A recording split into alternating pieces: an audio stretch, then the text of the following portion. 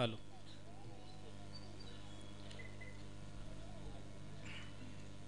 सुरुवात करण्यापूर्वी प्रदीर्घ काळ चाललेला हा स्वागत सोहळा माननीय दिलीप सर या ठिकाणी संपन्न झाला असं मी जाहीर करतो आणि ज्यांचा कोणाचा चुकून माकून राहिला असेल त्यांच्या मनापासून एकदा जोरदार टाळ्यांनी त्या सर्वांचं स्वागत करायचं, उपस्थित सर्वांचं.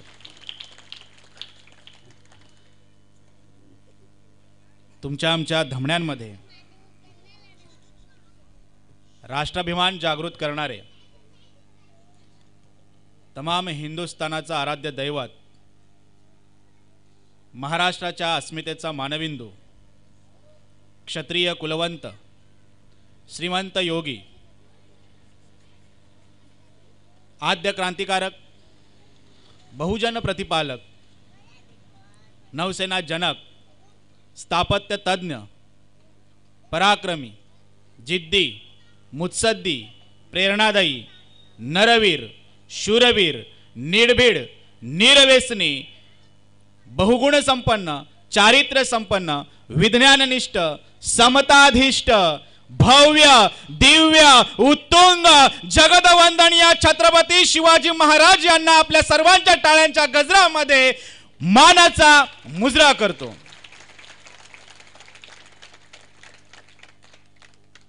या देशामध्ये खऱ्या अर्थानं मानव्य उभं करण्याचं काम करणारे, या देशामध्ये मानव्य उभं करण्यासाठी आपल्या हाडाची काढ करणारे तमाम महापुरुष, महामानव, महात्मे, संत या सर्वांच्या चरणी नतमस्तक. कालच आपण तुकाराम बीज साजरी केली. छत्रपती शिवाजी महाराज यांचे गुरु, मार्गदर्शक आणि खऱ्या अर्थानं तत्कालीन झोपलेल्या समाजाला जागृत करण्याचं काम करणारे, भले तरी देऊ कासेची लंगोटी, नाठाळाच्या माथी आणू काठी असं म्हणून थंड पडलेल्या समाजाला बंड करण्याची ताकद देणारे जगदवंदनीय तुकाराम महाराज. खऱ्या अर्थानं शिवरायांना छत्रपती म्हणून हाक मारणारे, वयाच्या 15व्या वर्षी छत्रपती या नावाने संबोधणारे तुकाराम महाराज. जे स्वप्न तुकाराम महाराजांनी पाहिलं, जे स्वप्न जिजाऊंनी पाहिलं, ते स्वप्न साकार करणारे आमचे छत्रपती शिवाजी महाराज यांची आज तिथीनुसार जयंती आहे. सुरुवात करण्यापूर्वी मुजरा माझा त्या सैनिकांसाठी, झेलली छातीवरती गोळी त्या वीरांसाठी, मुजरा माझा त्या माऊलीसाठी, दिला पोटचा गोळा या देशासाठी, मुजरा माझा त्या वीर पत्नीसाठी, पुसला कुंकवाचा टिळा त्या माऊलीसाठी, मुजरा माझा तुमच्या माझ्यासाठी. रणांगणामध्ये स्वतःचं कुटुंब, स्वतःची मुलगी, स्वतःची आई, स्वतःची बायको, घरदार सारं सोडून तुम्ही आम्ही सुरक्षित राहावं, तुम्ही आम्ही छान पद्धतीनं जीवन जगावं, तुम्ही आम्ही खऱ्या अर्थानं इथे सण समारंभ आनंदानं साजरे करावं, यासाठी त्या सीमेवर जागता पहारा देणारे आणि मृत्यूशी झूज देणाऱ्या माझ्या तमाम भारतीय सैनिकांना माझा मानाचा मुजरा. खऱ्या अर्थानं तुम्ही आम्ही सुखी आहोत त्या सैनिकांमुळे, त्या सैनिकांना प्रेरणा देणारे माझे छत्रपती शिवाजी महाराज. मगाशी दिलीप सरांनी या ठिकाणी सांगितलं, मागच्या वर्षी या ठिकाणी आलो, मला वाटते या एवढ्या 4 रांगा माझ्या समोर होत्या आणि बोलता बोलता मी ती खंतही व्यक्त केली होती आणि खऱ्या अर्थानं त्या खंतेला न्याय देण्याचं काम. आणि पुढच्या वर्षी मला जाता जाता सुधाकर सर आणि त्यांच्या सर्व टीमने मला सांगितलं, पुढच्या वर्षी आम्ही तुम्हालाच बोलवणार आणि या ठिकाणी 200हून अधिक जण या ठिकाणी जमवणार आणि तुम्ही ते करून दाखवलात. खऱ्या अर्थानं जोरदार टाळ्या या मंडळींसाठी. म्हणजे माझं व्याख्यान आहे म्हणून तुम्ही जमावा असं माझी इच्छा नाहीये, माझ्या राजाचा जन्मदिवस आहे म्हणून तुम्ही जमावं ही एक माफक इच्छा. खऱ्या अर्थानं आज जिकडे तिकडे शिवजयंतीचा माहोल आहे. तुम्ही आम्ही तरुणाई पाहतो, जो तो या जयंतीमध्ये कशा पद्धतीने जयंती साजरी करतो याचा अनुभव घेतो. हा अनुभव घेत असताना आम्हाला नको नको ते दिसतं. मगाशीच आमच्या खुशीनं सांगितलं, आज या ठिकाणी आमची तरुणाई कशा पद्धतीने शिवजयंती साजरी करते. शिवजयंती ही केवळ पालखी उचलून नव्हे, तर शिवजयंती हा शिवविचार घेऊन साजरी झाली पाहिजे. हे मागच्या वर्षी मी म्हणालो आणि या वर्षी म्हणतोय, आम्हाला शिवविचारांचा जागर करायचा आहे. ही सगळ्यात महत्वाची गोष्ट आहे, शिवविचारांचा जागर.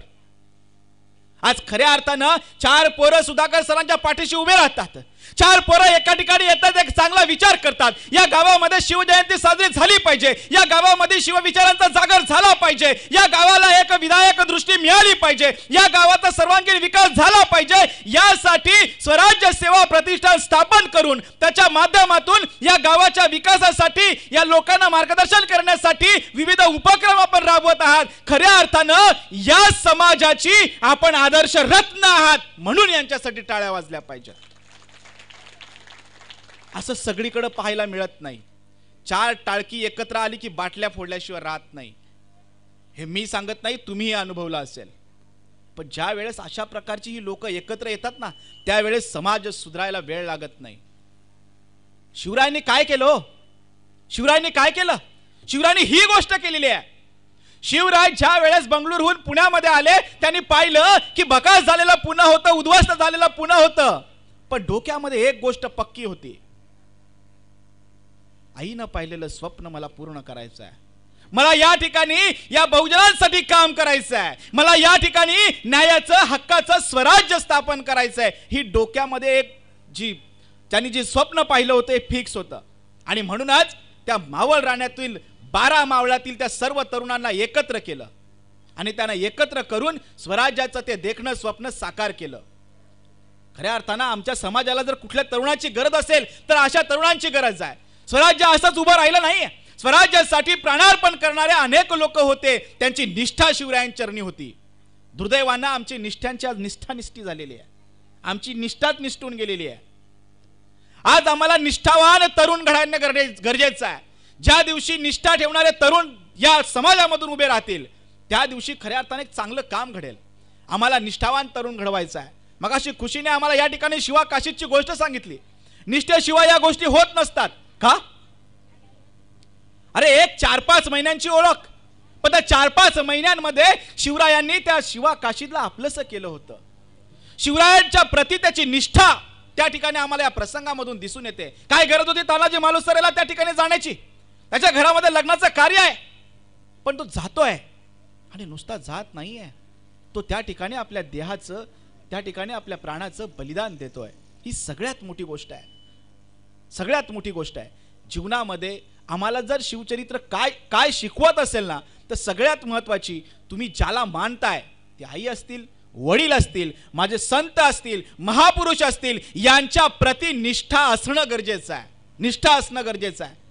आम्ही आज सभोवताली पाहतोय, खरं म्हणजे राजकीय व्यासपीठ नाहीये आणि या ठिकाणी तेही या ठिकाणी त्या गोष्टी पाळत नाहीयेत. मग आज मला जैन म्हणाला, पण आज आम्ही जे सगळं घाणेरडं पाहतोय त्या ठिकाणी कुठे आम्हाला निष्ठा दिसते? ज्या वेळेस अशा प्रकारच्या संस्था उभ्या राहतात, त्या खऱ्या अर्थानं अशा पद्धतीने एक चांगलं समाज प्रबोधनाचं काम करतात का? ते करू शकत नव्हते का? या ठिकाणी एखादा सांस्कृतिक कार्यक्रम लावू शकत होते, मुलांचा डान्सचा कार्यक्रम ठेवू शकत होते, फार तर चांगल्या पद्धतीने कलाकार बोलवून या ठिकाणी चांगल्या पद्धतीचा धांगडधिंगा करू शकत होते. मनोरंजनाचाच कार्यक्रम करायचा आहे ना. पण त्यांनी ही गोष्ट विचारात घेतलेली नाहीये. त्यांच्या डोक्यामध्ये पक्का आहे, आम्हाला शिवविचारांचा जागर करायचा आहे. शिवाजी राजांची जयंती साजरी करायची म्हणजे काय? तर प्रबोधन करायचं आहे, प्रबोधन करायचं आहे. आज एवढी वर्ष झाली, 350 वर्षांनंतर आम्ही आजही शिवरायांचं नाव घेतोय. हे नाव का घेतोय? खऱ्या अर्थानं छत्रपती शिवाजी महाराज हे फक्त नाव नाही, छत्रपती शिवाजी महाराज हा एक मंत्र आहे, मंत्र आहे. आणि या मंत्राच्या जोरावर हजारो क्रांत्या आजपर्यंत झालेल्या आहेत, फक्त या मंत्राने. पण दुर्दैवानं आज त्या मंत्राचा उपयोग अनेक ठिकाणी वाईट पद्धतीने केला जातो, जातीय दंगली भडकवण्यामध्ये केला जातोय. माझ्या राजानं कुठल्याही प्रकारची जातीयता पाळली नाही, पण त्याच राजाचं नाव घेऊन जर आम्ही जातीय दंगली भडकवत असू, मला सांगा ना काय वाटत असेल माझ्या राजाला? त्यांना मनात आजही राजा आमच्या जिवंत आहे, पण जिवंत असलेल्या राजाला आम्ही समाजाचं कुठलं चित्र दाखवतोय, ही सगळ्यात महत्वाची गोष्ट आहे. आम्हाला त्यांना काय दाखवायचं आहे? तुम्ही उभं केलेलं आहे स्वराज्य आज सुराज्याकडे जातंय हे दिसायला हवं, दिसायला हवं. मी मागच्या वेळेसही म्हटलं होतं, मला अफजल खानाची गोष्ट चांगल्या पद्धतीने सांगता येईल, मला शाहिस्ता खानाची गोष्टही चांगल्या पद्धतीने सांगता येईल, मला आग्र्याहून सुटका झालेली गोष्टही चांगल्या पद्धतीने सांगता येईल. पण मी मागच्या वर्षी म्हणालो होतो मला या गोष्टी सांगायच्याच नाहीयेत. तुम्हाला मुलांना अफजल खान माहिती आहे? अभ्यासलाय? मारलं. तुम्हाला शाहिस्ता खान माहिती आहे दीदी? यस, माहिती आहे. जे आम्हाला माहिती आहे, पण केवळ आम्ही आमचा राजा तलवारबाजी करणारा, लढाई करणारा, अफजल खान मारणारा, शाहिस्ताची फजिती करणारा, आग्र्याच्या सुटकेहून सुटका करणारा, इथपर्यंत जर मर्यादित ठेवत असू तर शिवरायांच्या चरित्रातील खऱ्या अर्थानं जे महत्वाचे गुण आहेत ते गुण आम्ही झाकतोय. समाज निर्मितीसाठी खऱ्या अर्थानं शिवरायांचे हे गुण आहेत ना, हे गुण आम्हाला आचरणात आणलं पाहिजे. एक फक्त विषयांतर करून विचारतो, मागच्या वर्षी या कार्यक्रमासाठी किती लोक होते इथले आता उपस्थित असणारे? म्हणजे तुम्ही नव्हते म्हणून मला वाईट वाटत नाही, फक्त किती होते म्हणजे मला मागचा विषय पण थोडासा रिपीट करता येईल यासाठी. कोणीच नव्हते. ओके, तुम्ही होतात, मग हात वर करा ना. तुम्ही होतात. ओके ओके, या ठिकाणी काही ठराविक लोक होती, आपण नव्हतात, म्हणून मी पुन्हा एकदा मागच्या विषयाला हातभार लावतो. माझा राजा हा खऱ्या अर्थानं मातृपितृ भक्त राजा होता. माझा राजा हा आदर्श पुत्र होता. आमच्या मुलांना ताई आदर्श पुत्र घडवावं लागेल. आज माझ्या समोर खरं म्हणजे मला फार महत्त्वाची गोष्ट वाटते, पंचायत समितीचे सदस्य आहेत, सरपंच मॅडम आहेत, माजी उपसरपंच मॅडम आहेत, माझे मित्र पताले उपसरपंच ते या ठिकाणी आहेत. ही सारी माणसं आपलं नेतृत्व करतायत. आम्हाला या ठिकाणी एक चांगली कुटुंब व्यवस्था जोपर्यंत निर्माण होत नाही तोपर्यंत या समाजात जे चाललंय ना, परवा त्या मुलीला हिंगणघाटामध्ये त्या मुलीला जाळून टाकलं. असंख्य घटना तुमच्या आमच्या अवतीभोवती घडत असतात. मग ज्या राजाचं आम्ही नाव घेतो, जो राजा केवळ आमच्या भारत देशामध्ये नव्हे, जो राजा केवळ आमच्या या भारतीय भूमीमध्ये नव्हे, तो माझ्या महाराष्ट्र भूमीमध्ये जन्माला आला. नव्हे ज्या राजानं या महाराष्ट्र भूमीमध्ये जन्माला आला तो केवळ महाराष्ट्र भूमीत नव्हे, या तुमच्या आमच्या अवतीभोवती असणाऱ्या सह्याद्रीच्या कुशीमध्ये जन्माला आला. इथेच खेळला, इथेच रांगला, इथेच वाढला, इथेच त्यानं स्वराज्याचं स्वप्न पाहिलं, नव्हे ते साकार केलं. त्या पवित्र भूमीत तुमचा आमचा जन्म झालाय. इतकी सोपी गोष्ट नाही आहे. तुमचा आमचा जन्म इथे झालाय. मला आल्या मी जिथे बसलोय त्या काकांनी सांगितलं, इथे एक बुरुज आहे, या गावाला एक ऐतिहासिक परंपरा आहे. मला खऱ्या अर्थानं आनंद वाटतो. मला दुसऱ्यांदा या ऐतिहासिक वास्तूमध्ये, या ऐतिहासिक गावामध्ये पुन्हा एकदा राजा तुम्हाला नमस्कार करण्यासाठी बोलवलं जात आहे. अरे तुम्ही तर माझ्यापेक्षा भाग्यवान आहात. त्या ऐतिहासिक पाऊल खुणा आपल्या या गावाच्या छाताडावर घेऊन तुम्ही खऱ्या अर्थानं अभिमानानं मिरवतात. सगळ्यात मोठी गोष्ट आहे. ज्या वेळेस शिवरायांनी या ठिकाणी आरमार उभं केलं, हे आरमार उभं केल्यानंतर खरं म्हणजे त्यावेळेस समुद्रावर कोणाची सत्ता होती? सिद्धी, पोर्तुगीज, इंग्रज यांची सत्ता होती. शिवरायांच्या अगोदर कुठल्याही इथल्या राजाला आरमार उभं करावं असं वाटलं नाही. शिवराय पहिल्यांदा आरमार उभं करतात आपल्या या कल्याण जवळ, दुर्गाडी जवळ, आणि उभं केल्यानंतर आपल्या अवतीभोवती जी खाडी आहे ना, या खाडीवर त्या काळी या सिद्धीने, या पोर्तुगीजांनी आणि इंग्रजांनी जी प्रवेशद्वार होती, समुद्रात शिरण्यासाठी जी प्रवेशद्वार होती, या प्रवेशद्वारावर स्वतःचे या ठिकाणी वास्तू उभ्या केल्या, किल्ले उभे केले, हे असे बुरुज उभे केले. का? या ठिकाणाहून या रस्त्यानं समुद्रात प्रवेश होणार आहे, तिथून कुठल्याही पद्धतीनं परकीय राजा किंवा आपला शत्रू येऊ नये यासाठी हे सारे बुरुज, हे सारे किल्ले उभे केले होते. शिवरायांनी इथून या खाडीतून प्रवेश केलेला आहे. खऱ्या अर्थानं आपण भाग्यवान आहोत. शिवरायांचे चरण या ठिकाणी लागलेले आहेत. या पवित्र भूमीमध्ये तुमचा आमचा जन्म झालाय आणि म्हणून आम्हाला या ठिकाणी ही शिवजयंती किती थाटामाटामध्ये साजरी करावी असं वाटतं ना, ते का वाटावं, ती का करावी हे मी जेव्हा सांगितलं, आज खऱ्या अर्थानं मला आनंद वाटला की आपण सर्वजण या ठिकाणी उपस्थित झालात. माझा राजा आदर्श पुत्र होता. आदर्श पुत्र त्याला म्हणतात जो खऱ्या अर्थानं आई वडिलांचं स्वप्न पूर्ण करतोय, पण दुर्दैवानं म्हणावं असं वाटतंय, आमच्याकडे स्वप्न तरी कुठले असतात हो? पोरगा 4थी पर्यंत बरा वाटतो, याला मी इंजिनियर, डॉक्टर बनवणार. आमचं स्वप्न, याला मी डॉक्टर बनवणार. 10वी पर्यंत गेला, चांगले दिवे लावले तर ठीक, नाहीच तर मग जाऊन दे, इंजिनिअरिंग डिप्लोमाला पाठवणार. आमच्या स्वप्नामध्ये बदल होतो. फार फार तर पुढे गेला, 11वी 10वी पास झालाच, 11वी 12वीला गेलाच, तिकडची प्रोग्रेस पाहिल्यानंतर लक्षात येतं इंजिनियर नको, डिप्लोमा नको, माझ्या पोराला मी मास्टर करणार. स्वप्नात बदल. फार फार तर 12वी पासच झाला आणि पाहिलं काय दिवे लावलेले आहेत, तर मग आता काहीच नाही करतायत, तर माझ्या पोराला किमान ITI ला तरी पाठवणार. आमच्या स्वप्नात पुन्हा बदल. मी असं म्हणत नाहीये की ITI वाईट आहे किंवा मास्टर की वाईट आहे, का डॉक्टर की भारी आहे, का इंजिनिअरिंग भारी आहे. मी हे म्हणतोय की आमच्या स्वप्नामध्ये वारंवार बदल होतोय. जिजाऊंच्या स्वप्नामध्ये बदल झालेला नाहीये, बदल झालेला नाहीये. जे स्वप्न शिवबा उदरामध्ये होते तेव्हा पाहिलेलं स्वप्न शिवबा राज्याभिषेक करेपर्यंत त्या माऊलीच्या डोक्यामध्ये एक गोष्ट पक्की होती, माझ्या शिवबानं स्वराज्य स्थापन करावं, माझ्या शिवबानं न्यायाचं, हक्काचं, या बहुजनांचं राज्य निर्माण करावं. स्वप्नामध्ये बदल नाही. आमच्या स्वप्नात बदल होतोय, वारंवार बदल होतोय. माझी आपणा सर्व जे जे या ठिकाणी पालक आहेत ना, त्या पालकांना माझी नम्र विनंती असेल, आपल्या स्वप्नामध्ये बदल होऊ देऊ नका, स्वप्नामध्ये बदल करू नका. जे आत्ता ठरवाल ते कायम ठरवा. त्या दृष्टीनं मार्गदर्शन करा, त्या दृष्टीनं आपल्या पाल्याला दिशा द्या, तुमचं स्वप्न पूर्ण होईल. पण आपल्याला दिशा द्यायला वेळच नाहीये. आमची दिशा भरकटलेली आहे. आमची दिशा कुठे जाते? वर्ग शाळेतून येतं,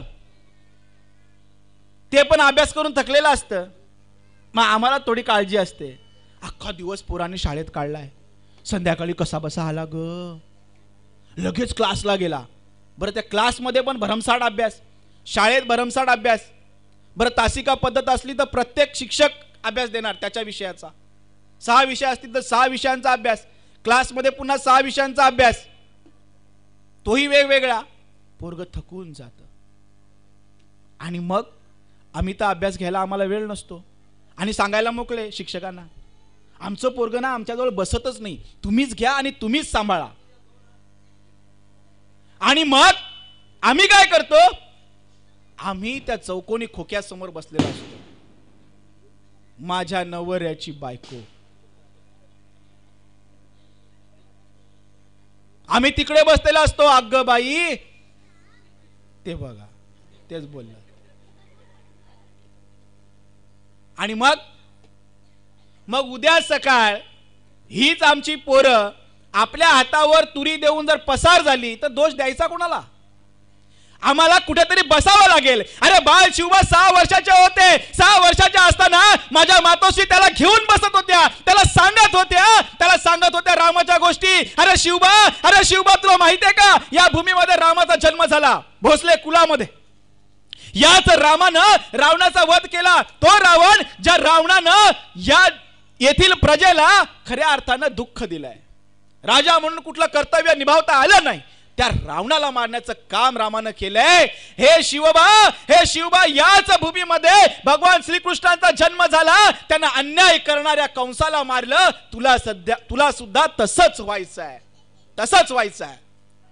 अरे शिवबा, तुला माहितीये का, याच भूमीमध्ये ज्ञानोबा, याच भूमीमध्ये नामदेव, एकनाथ हे जन्माला आले. यांनी कुठलाही जातीभेद पाळला नाही, मुक्या प्राण्यावर सुद्धा दया केली, त्याला सुद्धा आपलं मानलं. तुला सुद्धा तसंच व्हायचंय. कधीतरी सांगतो का आमच्या पोराला? आमच्या पोरानं एखाद्या हिरोची चांगली जर हेअरस्टाईल केली, आम्हाला केवढं कौतुक. करू नये अशातला भाग नाहीये, पण आम्ही कौतुक कसलं करावं हाही प्रश्न आहे. कौतुक कसलं करावं? आमचं पोरग ना, बाप रे, कुठं बोलायला शिकले काय माहिती, पण असं माहिती उलट बोलत असतं. एखाद्या दुसऱ्या माणसाला उलट बोलतात, उलट काही पोरं, त्याचंही कौतुक. मी एक जण तर असा पाहिला, इतकी छान शिव्या देतो ना माझा पोरगा, थर घाबरतात पोरं आमच्या पोराला, थर. अरे शिव्या देतो त्याचंही कौतुक. हा हे खरं आहे, त्याचंही कौतुक. आम्हाला कसलं कौतुक करावं? कौतुक जरूर करावं. कौतुक अशा माणसांचं करावं, कारण कौतुकाच्या थाप्याशिवाय कुठली जे पाऊल आहे, चांगलं यशस्वी पाऊल आहे, पडत नाही. म्हणून तर तानाच्या पाठीवर कौतुकाची थाप दिली माझ्या राजानं, जिजाऊंना. म्हणून तर तानाजी शेवटपर्यंत शिवरायांसाठी लढला, स्वराज्यासाठी मेला. एक कौतुकाची थाप तानाजीला घडवते, एक कौतुकाची थाप शिवा काशीदला घडवते. मग एक कौतुकाची थाप, चांगल्या चांगल्या कृतीचं कौतुक करायलाच हवं. ते ज्या दिवशी तुम्ही कौतुक कराल ना, त्या दिवशी खऱ्या अर्थानं आपल्या पोरामधून शिवबा घडेल. आणि म्हणून शिवबा घडण्यासाठी आमच्या प्रत्येकाच्या घराघरामध्ये अगोदर जिजाऊ जन्माला यायला हवे. ज्या दिवशी घराघरातून जिजाऊ जन्माला येईल त्या दिवशी घराघरातून शिवबा जन्माला येईल. आम्हाला शिवबा घडवायचा आहे, आम्हाला शिवबा घडवायचा आहे.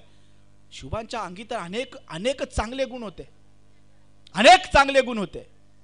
शिवरायांनी खऱ्या अर्थानं स्त्रियांचा सन्मान केला. आपल्या जवळ कल्याणच्या सुभेदाराची घटना घडली, त्या सुनेची घटना घडली आपल्या जवळ. तुम्हाला आम्हाला हा इतिहास माहिती आहे, मला तो पुन्हा सांगायचा नाहीये. राणाच्या कुलकर्णी पाटलाची मागच्या वर्षी मी गोष्ट सांगितली. त्या मुलीला न्याय मिळवून दिला, स्त्रियांचा सन्मान करणार. स्वतः येसूबाई ज्या वेळेस या ठिकाणी मेण्यामधून बसून चालल्या होत्या, एक गरोदर महिला समोर पाहिल्यानंतर स्वतःच्या मेण्यातून उतरून त्या अवघड अवस्थेमध्ये चालणाऱ्या महिलेला त्या मेण्यात बसवलं आणि तिला प्रसूतीसाठी पुढे पाठवलं. स्त्रियांचा सन्मान करण्याचा संस्कार माझ्या राजानं आम्हाला दिलाय. आम्ही तो का पाळत नाहीये?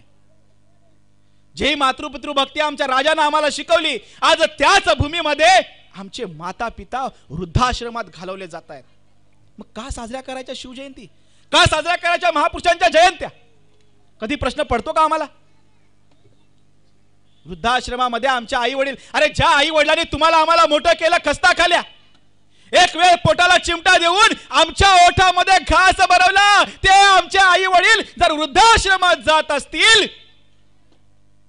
आम्ही शिवबाचे मावळे म्हणून घेण्याच्या लायकीचे नाहीये.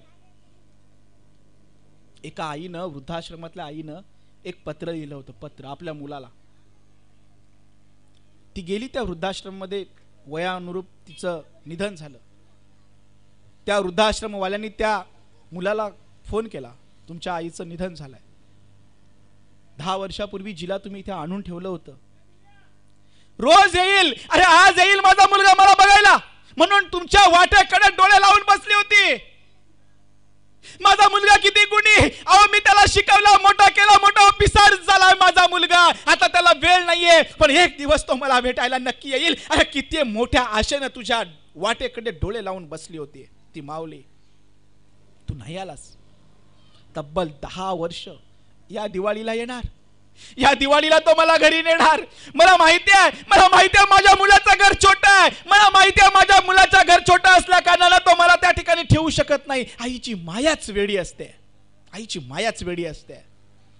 10 वर्ष तब्बल वाट पाहिली, 10 वर्ष तुम्ही आला नाहीत. पण आज ती माऊली गेलेली आहे, तर तुम्ही याल का? त्या मुलानं सगळी कामं बाजूला ठेवून त्या ठिकाणी तो आला. आई जवळ 2 आसवं गाळली आणि 2 आसवं गाळल्यानंतर त्यानं सांगितलं मला आईचा अंत्यविधी करायचा आहे. त्या व्यवस्थापकानं, वृद्धाश्रमाच्या व्यवस्थापकानं सांगितलं, तुमच्या आईनं एक पत्र लिहिलेलं आहे, मृत्यूपत्र म्हणा हवं तर, ते तुम्हाला द्यायला सांगितलंय, तर तुम्ही त्या अगोदर वाचा आणि मग ठरवा. त्या आईनं लिहिलं होतं, बाळा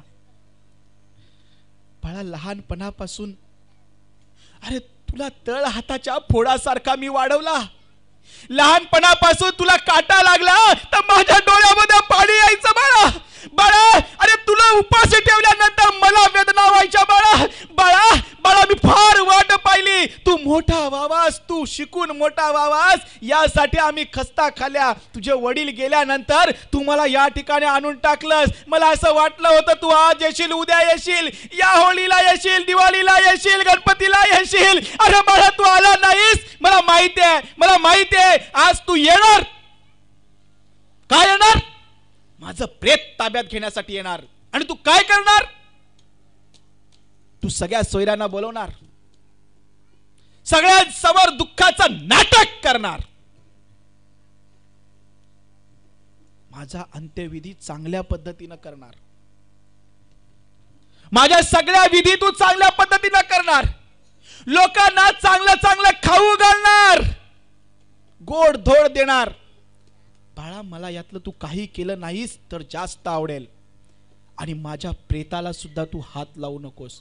पण जर तुला फारच वाटत असेल का तुझ्या आईसाठी काहीतरी करावं, तर माझी एक विनंती आहे, या वृद्धाश्रमामध्ये पंखे नाहीयेत. मी उन्हाळ्यामध्ये गर्मीमध्ये या ठिकाणी कोंडून राहिले होती. जेव्हा तू एसी मध्ये बसला होतास तेव्हा मी या ठिकाणी घाम पुसत होती. येथील मी गेल्यानंतर या वृद्धाश्रमामध्ये किमान फॅन दे. अरे मागणी काय? हे इतकं बोलण्यापर्यंत जर आमचे आई वडील जात असतील, आमच्या राजाचा आम्ही काय आदर्श घ्यावा? माझे हात जोडून विनंती असेल, आम्हाला जर आमच्या राजाचा आदर्श घ्यायचा असेल, आम्हाला आदर्श पुत्र घडलं पाहिजे. आम्हाला आमच्या माता पित्यांची सेवा करता आली पाहिजे. अरे नाही पूजले 33 कोटी देव तरी चालेल, पण आम्हाला आमच्या आई वडिलांना पूजता आलंच पाहिजे.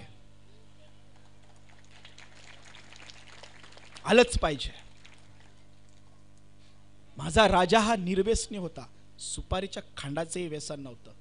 पण आज दुर्दैवानं आमच्या राजाचं हे चित्र उभं केलं जात नाही. आणि म्हणून शिवजयंतीमध्ये सुरुवात करताना मी म्हणालो की आज दांगडदिंगा करणारी तरुणाई पाहतो. शिवजयंतीच्या निमित्तानं पैसे गोळा करून पार्ट्या करणारी आम्ही तरुणाई पाहतो. डोळ्यात पाणी उभं राहतं. अरे ज्या गडावर माझ्या राजाची पावलं पडली, ज्या गडाला माझ्या राजाचा पदस्पर्श झाला, त्या गडांची विद्रूप अवस्था पाहिली जाते. डोळ्यात पाणी येतं. बाटल्यांचा खच पडलेला असतो. त्या भिंतीवर लिहिलं जातं, बाब्या, सोम्या, परश्या, आरची. मगाचीच खुशी म्हणाली, हे लिहिलं जातं का? कारण आमचा खऱ्या अर्थानं आमचा राजा तिथपर्यंत पोहोचला नाही. आणि महत्वाची दुर्दैवाची गोष्ट म्हणजे आज इतकी वाईट परिस्थिती निर्माण झालेली आहे की बापाच्या खांद्यावर पोराचं प्रेत न्यावं लागतंय. दुर्दैव नाहीये? अरे ज्या आई वडिलांनी मला जन्म दिला, म्हातारपणाची काठी म्हणून, माझ्या प्रेताचा एक तिरडीला खांदा म्हणून, पण तो खांदा द्यायला राहिलाच नाही. बापाच्या खांद्यावर पोराचं प्रेत जातं, ही किती मोठी दुर्दैवाची बाब आहे. आम्हाला कुठंतरी या गोष्टीचा विचार करावा लागेल. विचार करण्यासारखे असंख्य प्रश्न आहेत, पण दुर्दैवानं आम्ही तसा विचार करत नाहीयेत. आम्हाला सर्वांना सून हवी आहे, पण मुलीला जन्माला घालायला कोणी तयार नाहीये. आम्हाला सर्वांना अन्न हवं आहे, पण शेती करायला कोणी तयार नाहीये. आम्हाला सर्वांना सावली हवी आहे, पण झाड लावायला कोणी तयार नाहीये. असंख्य प्रश्न आहेत, विचार करण्यासारखे असंख्य प्रश्न आहेत, पण विचार करायला कोणी तयार नाहीये. माझ्या राजांनी या झाडांच्या बाबतीत घेतलेला निर्णय किती मोठा होता. एक झाड तोडलं तर 5 झाडं त्या बदल्यात लावायची नाही, जगवायची, वाढवायची. आज आम्ही एवढ्या मोठ्या प्रमाणामध्ये, करोडोच्या प्रमाणामध्ये आम्ही झाडं लावतो. ही झाडं लावत असताना आम्ही त्याला गोंडस नाव देतो, योजना आखतो. आम्हाला वृक्ष लागवड करून थांबायचं नाहीये, वृक्ष जगवता आलं पाहिजे. राजानं आम्हाला तो संदेश दिलेला आहे. अरे या होड्या बनवण्यासाठी लागणारी झाडं, ती लाकडं, ती झाडांपासूनच होणार, तिथूनच मिळणार. पण तरी सुद्धा या लाकडांसाठी फणस, आंबा अशी झाडं तोडू नये, सागवानाची झाडं तोडावी. तीही ज्याच्या मालकीची असतील त्याला विचारून घ्यावी, कमी पडली तर परराज्यातून विकत आणावी. अरे केवढा मोठा विचार आहे. आज आम्ही जंगल नष्ट करून ठेवली.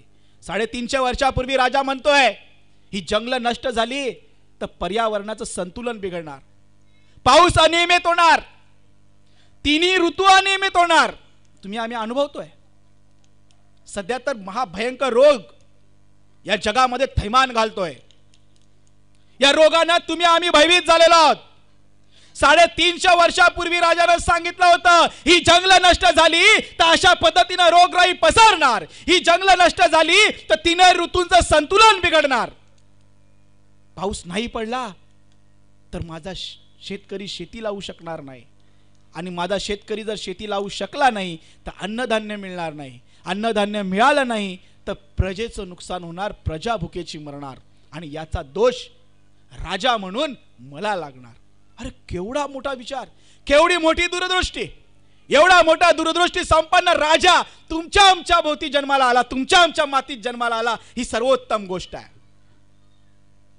सर्वोत्तम गोष्ट आहे. आणि म्हणून मला माझ्या राजाकडून काय काय शिकायचं आहे ना, मला माझ्या राजाकडून ह्या सगळ्या गोष्टी शिकायच्या आहेत. मला निष्ठा शिकायची आहे, मला स्त्रियांचा सन्मान करणारा राजाचा गुण माझ्या अंगी आणला पाहिजे. आम्ही इतिहासामधून काय शिकतो? आम्हाला आजपर्यंत इतिहासामधून फक्त लढाया शिकवल्या. आम्हाला फक्त लढाया मर्यादित राहायचं नाहीये, त्याच्या पलीकडचा राजा हा आहे. आम्ही सैराट पिक्चर पाहिला, मगाशीच आमची खुशी म्हणाली, आम्ही सैराट पिक्चर पाहिला. आणि या सैराट पिक्चर पाहिल्यानंतर आम्ही त्याच्यातून काय शिकलो? पळून जायचं. अरे त्या सैराट पिक्चर मध्ये जे सांगितलेलं वास्तव होतं हे तुमच्या आमच्या अवतीभोवती घडणारं रोजचं वास्तव होतं. परवाची गोष्ट सांगतो, अगदी ज्वलंत जिवंत आणि काल परवा घडलेली गोष्ट. 10वीच्या पेपरला मुलगी गेली आणि मुलगी परत आलीच नाही.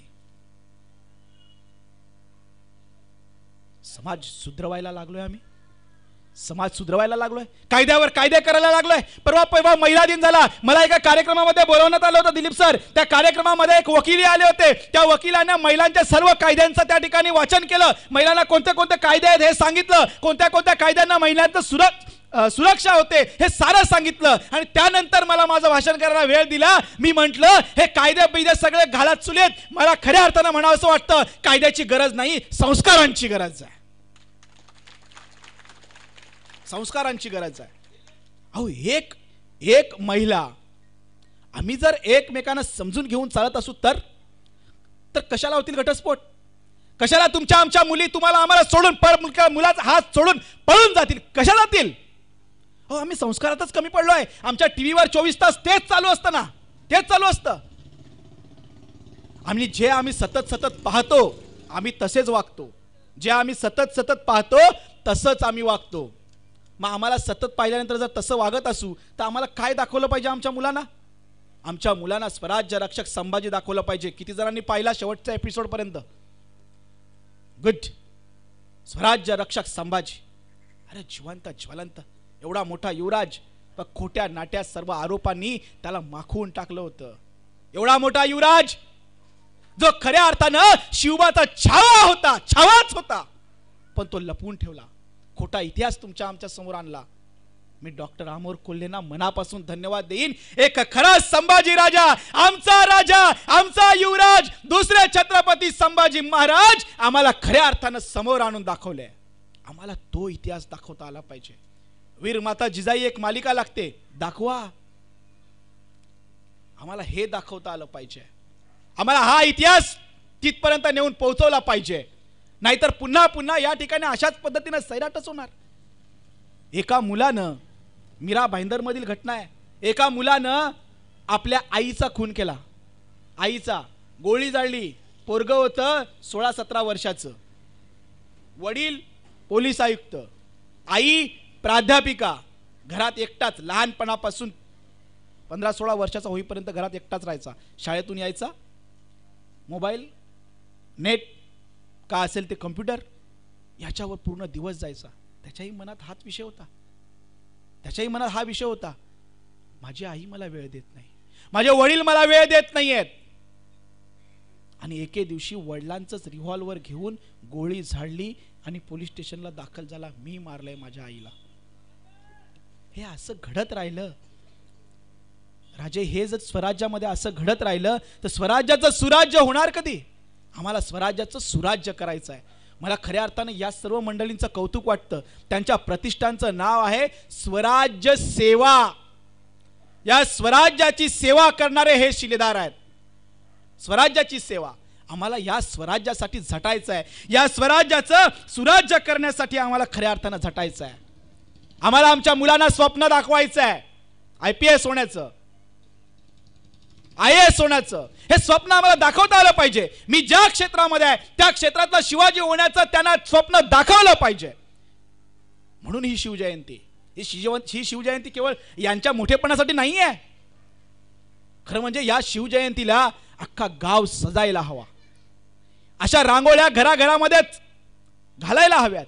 घराघरामध्ये आमचा स्वराज्याचा भगवा फडकायला हवा. आता गुढीपाडवा येतोय, करतो ना गुढीपाडव्याला आपण, करतो की नाही, आपलं घर सजवतो, रांगोळी काढतो, गुढी उभारतो, सण आहे असं आपण दाखवतो. माझ्या राजाची जयंती आहे, हा किती मोठा सण आहे, तो कसा साजरा व्हायला पाहिजे, तो तितक्याच आनंदाने साजरा व्हायला पाहिजे, तितक्याच आनंदानं. माझ्या घराघराच्या समोर रांगोळी काढली पाहिजे, भगवा पताका फडकला पाहिजे. आज शिवजयंती गावागावात होते, चौकात होते, उद्याला आमची शिवजयंती घराघरात झाली पाहिजे. घराघरात सकाळी आमच्या शिवप्रतिमेचं पूजन झालं पाहिजे, घराघरामध्ये आमच्या पोराला उभं केलं पाहिजे आणि सांगायला पाहिजे, वाघ हा आहे तुझा राजा, हा आहे तुझा आदर्श. खुशी म्हणाली, हा शाहरुख आणि हा आमिर आमचा आदर्श नको आहे, आमचा आदर्श आमचा राजा असायला हवा, सर्वगुण संपन्न, बहुगुण संपन्न, चारित्र्य संपन्न. आम्हाला अशी चारित्र्य घडवायची आहेत या समाजामधून. ही चरित्र ज्या दिवशी घडतील, खऱ्या अर्थानं त्या दिवशी या स्वराज्याचं सुराज्य होईल. आमच्या राजानं किती मोठा दृष्टिकोन दिला बघा ना. आता उन्हाळा येतोय, तुमच्या आमच्या बोरवेल आता आटत जाणार, विहिरी आटत जाणार. 350 वर्षापूर्वी माझ्या राजानं विचार केलाय, पाणी अडवा पाणी जिरवा ही सगळ्यात अगोदरची संकल्पना जर कोणी राबवली असेल तर तो माझा राजा छत्रपती शिवाजी महाराज. 350 वर्षापूर्वी बांध घातले, पाटाचं पाणी शेतापर्यंत घेऊन गेले. मला सांगा ना, आज शेती आपण का लावत नाहीयेत? अनेक लोक कारण सांगतात, मजूर मिळत नाहीयेत, आम्ही सर्व कामाला आहेत. पण खरं कारण हे आहे, आमच्या शेतामध्ये पाणी नाही आहे, आमच्या शेतापर्यंत पाणी पोहोचलं नाहीये, त्या पाण्याचं योग्य व्यवस्थापन नाहीये. जर आमच्या शेतापर्यंत अशा पद्धतीने पाटाचं पाणी गेलं तर आज आमचा बेरोजगार तरुण पुन्हा शेतीकडे वळेल, पुन्हा शेतीकडे वळेल. आम्हाला पुन्हा शेतीकडे वळण्याची गरज आहे. हे कोरोना का आलेत? आम्ही निसर्गाला डावलून काम करतोय, हे सगळे बाहेरचे फास्ट फूड खातोय, हे सगळे विषाणू हे का इकडे फैलाव करतायत? ते यामुळे करतायत. राजानं 350 वर्षापूर्वी त्या गोष्टीचा विचार केला, पाणी अडवा आणि पाणी जिरवा. दुर्दैवानं आम्हाला ही गोष्ट आमच्यापर्यंत पोहोचली नाही आणि आम्ही मात्र ह्याची अडवा ना त्याची जिरवा ह्याच्यातच अडकून पडलोय. हा मोठा होतो का? सुधाकर सर फार मोठे झाले तुम्ही, 13 वर्ष शिवजयंती करताय. उद्या सकाळ हा माणूस खराच जर इलेक्शनला उभा राहिला तर हा वरचढ होणार. याला अडवा आणि याची जिरवा, परत उभा राहता कामाने, कंबरडं मोडा सुधाकर पाटलांचं. ही आमची मानसिकता होते, ही आमची मानसिकता होते. म्हणून मी मगाशीच म्हणालो, चांगल्या कामाचं कौतुक करता आलं पाहिजे. चांगलं कामाचं कौतुक केलं, खऱ्या अर्थानं त्यांनाही तितकाच हुरूप येणार चांगलं काम करण्यासाठी. आज मला वाटतं मागच्या वर्षी मी बोलल्याप्रमाणे त्या हुरूपेनं ही सारी मंडळी कामाला लागली आणि आपण एवढ्या मोठ्या संख्येनं या ठिकाणी जमलो. ही सगळ्यात मोठी गोष्ट आहे. परिवर्तन होतं दिलीप सर, परिवर्तन होतं, वेळ लागतो पण परिवर्तन होतं. शिवाजी राजांनी काय लगेचच तलवार हाती घेतली नाही. अगोदर त्या मावळ रानातील पोरांना गोळा केलं, त्यांना स्वराज्याची किंमत सांगितली, स्वराज्याचा अर्थ सांगितला, स्वराज्य काय हे समजावलं. लगेच नाही सुरुवात केली. हे सारं समजवावं लागेल, याला वेळ जाईल. पण वेळ गेला तर चालेल, पण आमचा पाया मात्र भक्कम झाला पाहिजे. आणि हा पाया भक्कम करण्याचं काम आपण करताय. आम्हाला याची पण अडवायची नाहीये, त्याची पण जिरवायची नाहीये. जर अडवायचंच असेल तर पाणी अडवायचं आहे आणि जिरवायचंच असेल तर ते पाणी आमच्या घरात, आमच्या बोरवेलमध्ये जिरवता आलं पाहिजे. आणि खऱ्या अर्थानं आपण सुद्धा जलव्यवस्थापन करू शकू आणि राजाची जी इच्छा होती ती इच्छा आपण पूर्ण करू शकू. हे सगळ्यात महत्त्वाची गोष्ट आहे. आमच्या इतिहासानं आम्हाला काय शिकवलं? आमच्या इतिहासानं आम्हाला शिकवलं, ताजमहाल कोणी बांधला माहिती का? कोणी बांधला माहिती का? कोणी बांधला? शहाजहान. कोणासाठी बांधला? मुमताजसाठी. कधी बांधला? ती मेल्यानंतर, तिच्या स्मृतीप्रित्यर्थ. आज आम्ही तो प्रेमाचं प्रतीक म्हणून त्या ठिकाणी पाहायला जातोय. चांगला आहे, खूप छान बांधकाम आहे, खूप चांगलं बांधकाम आहे. एका प्रेमिकानं आपल्या प्रेमिकेसाठी बांधलेला एक चांगली वास्तू आहे. जगानं त्या ठिकाणी तिचा हेवा करावा, कौतुक करावा अशीच वास्तू आहे. पण खऱ्या अर्थानं प्रियकरानं प्रेमिकासाठी बांधला असेल, पण या भूमीमध्ये एका आईसाठी ज्या दिवशी रायगड बांधला त्याच दिवशी या रायगडावरील बोचरी हवा माझ्या आईला मानवणार नाही, म्हणून आईसाठी पाचाडात भव्य राजवाडा उभा करणारा पुत्र म्हणजे छत्रपती शिवाजी महाराज. आईसाठी बांधला, आईसाठी बांधला. हा पुत्र आम्हाला आमच्या मुलापर्यंत पोहोचायचा आहे. माझ्या राजाने आईसाठी काय केलंय? पाचाडामध्ये भव्य राजमहाल बांधला. सगळ्यात मोठी गोष्ट आहे, सगळ्यात मोठी गोष्ट आहे. पण दुर्दैवानं हे सांगितलं नाही, आम्हाला ताजमहाल सांगितला, पाचाडचा महाल सांगितला नाही. भव्य दिव्य असा रायगड आम्हाला अजून समजला नाहीये. कधीतरी रायगडावरील पुस्तक घ्या, वाचा. मी म्हणेन वाचण्यापेक्षा रायगडावर एकदा तरी जाऊन या. रायगडावर गेल्यानंतर आमच्या अंगावर शहारे उठतात. आजही आम्हाला राजा त्या ठिकाणी फिरताना दिसतोय, तो आम्हाला जाणवतोय. इतकी पवित्र वास्तू, इतका पवित्र भाव मला नाही वाटत महाराष्ट्राच्या या भारताच्या या विश्वाच्या भूमीमध्ये दुसरा कुठे असेल. कधीतरी एकदा रायगडाला भेट द्या, माझा राजा तुम्हाला त्या ठिकाणी भेटेल. ही सगळ्यात महत्वाची गोष्ट आहे. आणि म्हणून मला माहिती आहे तुम्हाला सगळ्यांना भुका लागल्या असतील. त्या आजी मगाशी पाठीमागे मी तिथे बसलो होतो, त्या म्हणत होत्या, अरे किती स्वागत करता, किती स्वागत करता. एकदाच्या या पोराला घ्या पुढे न्यायचं, ऐकू द्या ना, मला निघू द्या. अशा नाही बोलल्या त्या, फक्त त्या एवढ्याच बोलल्या, आटपाना. तुमचं नाव विचारत होते त्या, मी सांगितलं नाही. यांचं नाव दिलीप जाधव सर, बरोबर ना? तुम्ही सगळेजण कंटाळलेले असाल, हेही मला माहिती आहे. आणि माझे मित्र त्या ठिकाणी आणखीन एक काही काळ या ठिकाणी बोलणार आहेत, हेही मला माहिती आहे. पण माझा सांगण्याचा मुद्दा एवढाच आहे, जो आम्हाला समजून घ्यायचा आहे, माझ्या राजासारखं मला काय व्हायचंय? आदर्श पुत्र व्हायचंय. माझ्या राजासारखं मला मातृपितृ भक्त व्हायचंय. माझ्या राजासारखं मला स्त्री सन्मान करणारा एक चांगला भारताचा नागरिक व्हायचाय. माझ्या राजासारखं मला पर्यावरणाचं संरक्षण करणारा पर्यावरण प्रेमी व्हायचंय. माझ्या राजासारखं मला जलसंवर्धन करणारा एक जलपुरुष व्हायचंय. माझ्या राजासारखं मला निरव्यसनी व्हायचंय. हे एवढे मुद्दे मी आतापर्यंत बोललोय. या गोष्टी आम्हाला करता आल्या पाहिजेत. आणि ज्या दिवशी आम्ही ह्या गोष्टी करू, खऱ्या अर्थानं माझ्या राजाला आनंद होणार आहे. माझ्या राजाला खऱ्या अर्थानं आनंद होणार आहे. आणि खऱ्या अर्थानं घराघरातून शिवबा घडवण्याचं काम माझ्या जिजाईंचं आणि माझ्या शहाजींचं आहे. म्हणून दोन्ही शहाजीनं पण घरातल्या, नाही तर आमचा शहाजी आज या पक्षाचा, आता नावं नाही घेत, उद्या सत्ता आली तर त्या पक्षाचा, परवा अजून काही याच्याशी वाद झाला म्हणून त्या पक्षाचा, सतत झेंडा बदलतो. निष्ठावंत, 4 शब्द, 4 अक्षर, आम्ही बदलत राहतो. तसं न होता आमच्या शहाजीनंही आमच्या विचारांशी ठाम राहावं. सगळ्यात महत्वाचं, मी काय विचार करतो, माझ्या विचारांवर माझा किती विश्वास, आमचा विचार पण किती बदलत जातो बघा ना. आम्हाला तेही कळत नाहीये. आमची पिढी तर विचार शून्य झालेली, विचारच करायला तयार नाहीये. विचारच, तो कोरोना आलाय, कधी विचार केला का? मेसेज आला व्हॉट्सअपवर, कोंबड्यांमुळे कोरोना होतो. मेला आमचा कोंबडीवाला, मारला ना त्याला जिवंत. कोंबड्या पडून राहिल्यात. माझा एक नातेवाईक आहे, फुकट वाटायला गेला होता, कंपनीवाले नेत नाहीयेत. 1 महिना पाळल्या, खर्च केला, फुकट गेला.